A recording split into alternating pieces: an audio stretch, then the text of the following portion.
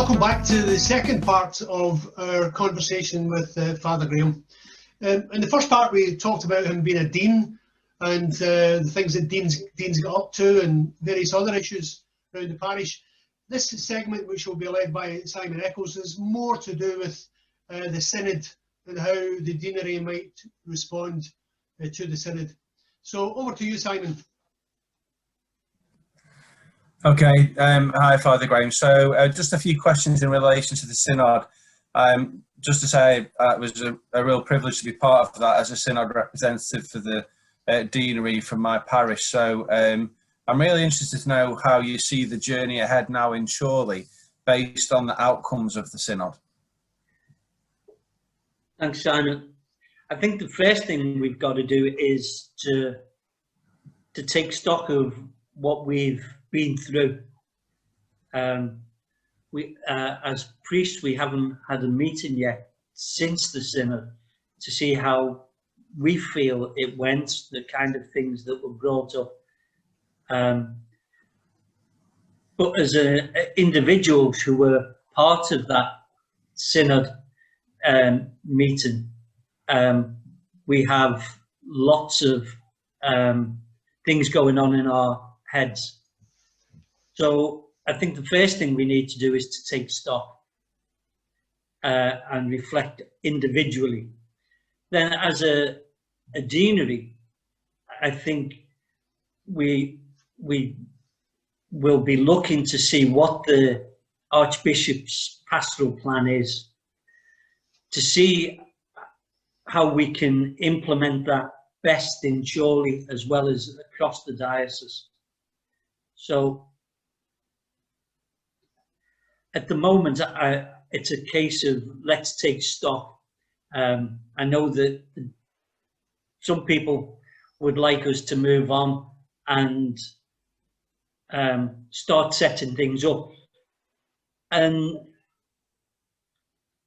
that's possible. But I'm really interested to see what the pastoral plan is,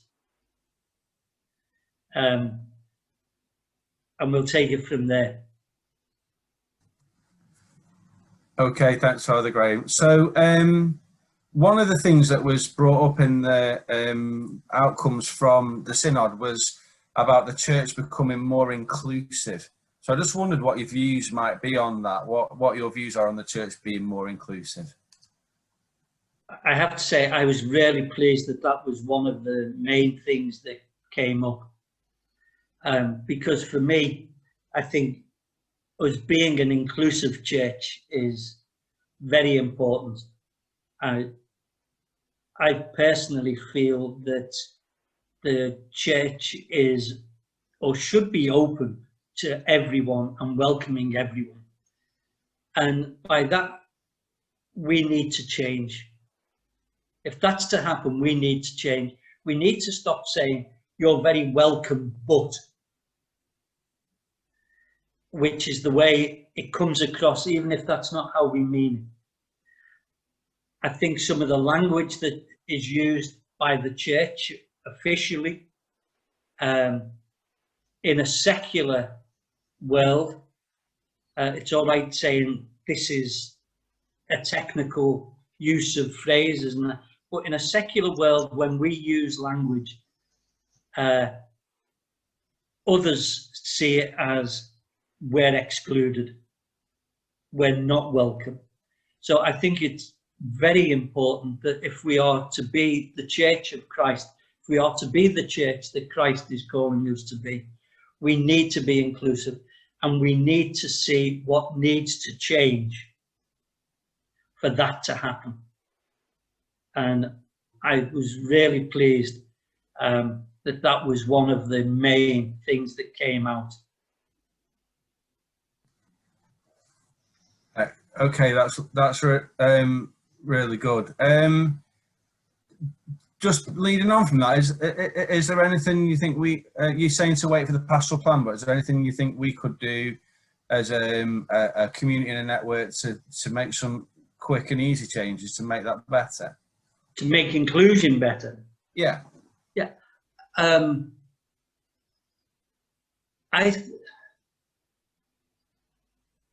I'm not sure how we do it on a street level, because unfortunately lots of the people who feel alienated we don't get to see. So it's how do we get that message out to them that as a church we are changing, and for that to happen we have to know that the church is changing, because there has been false dawns in the past. I was a young seminarian when the National Pastoral Congress happened, and there was lots of hope and great enthusiasm, and then the hurt that many felt when those hopes were dashed. So I think it's important that we see what's in the pastoral plan. Again, when Archbishop Malcolm was talking, right at the beginning, he said there are things that we are not within our remit. And the same is true within the Synod as inclusion. There are things that I would like to see that are not within my remit. I can't change the rules. So, yes, I think as individuals, we can make people more welcome. But we need to see what direction the Archbishop is going and how far he will allow us to go to make people feel and be included. Okay, thank you for that. So another part of the Synod outcomes was about youth and young people in the church. So what would you like to see on that pastoral plan with regards to young people, and what would you see the priority as in that area in terms of actions to move forwards? One of the things that I would say, and it's just the way the questions have fallen, is that this question comes up at this stage rather than after we're going to hear the questions from Holy Cross School. And one of the things I would like to see in the pastoral plan is that we will listen to the youth. We will listen to the youth as opposed to come up with a plan for the youth. And again, the important thing for me is to remember that the youth are not one block. There are young people who love classical music. So lots of times when in the past we talked about having youth masses, it was actually, let's have a folk mass. Well, that's great if you like folk, or if you had a rock mass with drums and guitars, that's great if you like rock music. But so youth aren't a block like that. And we need to listen to young people and see what young people are looking for and how we can meet their desires, to give them the space to explore and make mistakes, be there to pick them up and brush them down, to be like parents for them, because parents do that. They give you the guidance, the advice, but they let you make the mistakes, and then they dust you down, give you a hug and send you off again for you to make more mistakes or different mistakes. But we need to give our young people that kind of space. I think also, I find it really interesting that on lots of occasions we have people of a generation even older than myself talking about the need to get the young people into churches. And one of the things I would say is, does that mean into churches as we have them now, or are you prepared to allow churches to change to make them welcome, and that might make you feel uncomfortable. Because if all we do is say, this is the package that we've had for the last 2,000 years, opt into it, we know that hasn't worked. So we need to have new initiatives, but I think the initiatives need to come from young people, and then us who aren't young people need to then say, and we will give you the space to put them into practice. And that is very, very hard.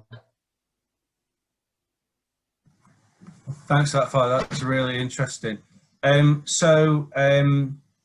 I guess this next question is of great interest to me as a Catholic head teacher in a secondary school. And I know that later on there are some questions from young people, but what do you think about Catholic education and the handing on of the faith? I have to say at this point, I'm answering this very much from myself rather than as a dean or as a priest even. That I know lots of priests would like our Catholic schools to have a much stronger doctrinal input.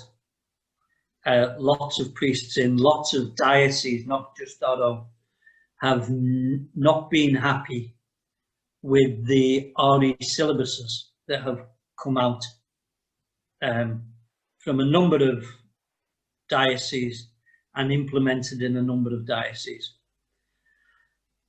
I personally think that if we are seeing our Catholic schools as a replacement for Catholic families, we're going down the wrong path. Our Catholic schools, for me, are places where Catholic values and a Catholic support structure is in place to allow our young people to explore what faith means to them and to put their faith into practice. The passing on of faith, as is made clear in the rite of baptism, primarily is the duty of parents. Parents are told, you are the first and the best teachers of your children in the way of faith. We can't expect schools to replace parents in doing that. No matter how good an RE syllabus is, if the support from home, if the upbringing at home is not there, the passing on of faith in that sense isn't going to happen. What a school can do, whether there is a faith structure at home or not, is to give a faith structure to allow people to explore their faith. And it's interesting that in lots of Muslim countries, there are Catholic schools, and there won't be a single Catholic child in the school. But they are Catholic schools because they have a Catholic ethos, and they allow the Muslim children to explore their faith and to put it into practice. But within that support structure of what the Catholic faith means to those who are the teachers. So I think Catholic education is doing a great job. I don't think it's fulfilling what lots of us think it should be doing, because I think lots of us are asking Catholic schools to be a replacement Catholic parent. That is purely personal. Thank you. It was a really good answer though, Father Graham. I'll buy you a pint later for that. That was all really interesting and really good to hear your thoughts about how the Synod might come around, and maybe a little message to say be patient and wait for the pastoral plan. So that's interesting to hear. Paul, I'm going to hand back to you and see if anyone else has got any supplementary questions. Okay, thanks very much, Simon, for that. Alison, have you got any supplementary questions? I don't. I think a lot of what Father was saying I'm inclined to agree with, about parents and education, and, you know, expecting the schools to do what the parents should be doing. It's some interesting thoughts, yeah. Thank you. Linda, you may have some thoughts on Catholic education and handing over the faith. Any questions for Father? Yeah, really interesting. I think that a lot of people think that Catholic schools have the responsibility for populating Catholic churches, whereas really we have a responsibility for educating young people and doing that in a faith environment. And I think giving young people the freedom, as you say, to talk about what they believe, to explore their faith, I think that is the important thing. And then they make their own decisions based on the good information and the practice they see in that school community. So yeah, it'll be interesting later when we get to the questions that actually trouble the young people to see what it is that they're really interested in. Right, thanks very much, Linda. I've got a question for you, Father. You mentioned the relationship between the school and the home. Surely there's a third party to that triangle, and that's the parish. Mm-hmm. What do you see as the relationship between the parish, the home, and the school? The parish is there to support both the school and the home. It's so the sacramental programs that we have are there to support parents in their duty to pass on the faith, schools to pass on the education, and the parish to have the celebrations. So the parish is there as a support structure for both schools and parish and parents. And just as it's wrong to think that schools should take the place of parents, parishes shouldn't take the place of schools or parents. The roles are very different. The church, the parish community is there to support the faith as expressed by the children. So that's where I would see the third leg of the stool. And my final question then is, are the parishes any good at that at the moment? I think the parishes are good at it. I don't think that we are anywhere near as good as we could be or should be, but we are good at it. The difficulty is, how do you support parents who don't want to be supported? And that was one of the difficulties that we found with the Synod. We, as a parish, we reached out to, as we were told, not just to ask the parishioners who come to church, but to reach out to those who are nominal Catholics, those who are Catholics who maybe have a great faith but don't come to church, those who are in our Catholic schools but don't come to church. Ask them what would they like to see, not what do you want the church to do to get you back into Mass, but what would you like the church to do for you? We sent out lots of questionnaires, lots of blank pieces of paper, and just said, tell us your thoughts. And the fact is, we got very few back. So yes, the church, the parish communities have a long way to go. But I think most parishes work hard at trying to offer that support.